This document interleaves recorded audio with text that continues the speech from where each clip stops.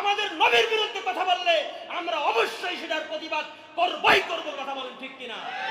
সব বিষয়ে ছাড় দেওয়া যাবে, এই বিষয়ে কোনো ছাড় দেওয়া যাবে না, এই বিষয়ে কোনো ছাড় দেওয়া চলবে না।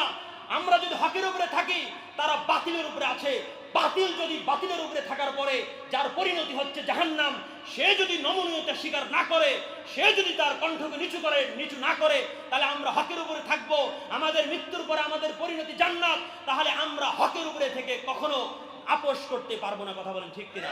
আমাদের স্পষ্ট ঘোষণা, এই দেশে যেই নবীর বিরুদ্ধে কথা বলবে তাকে স্বাধীনভাবে এই সোনার বাংলায় নির্বিঘ্নে চলতে দেওয়া হবে না, চলতে পারে না। কথা বলেন ঠিক কিনা?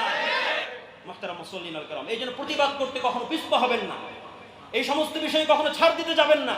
আর মনে রাখবেন, এই সমস্ত বিষয়ে যখন আমরা উচ্চকণ্ঠে কথা বলি, ওই সময় যদি কেউ আপনাকে এসে কান পরা দেয় যে হুজুর তো খুব উগ্র, বুঝবেন সে মুনাফিক, সে মুনাফিক।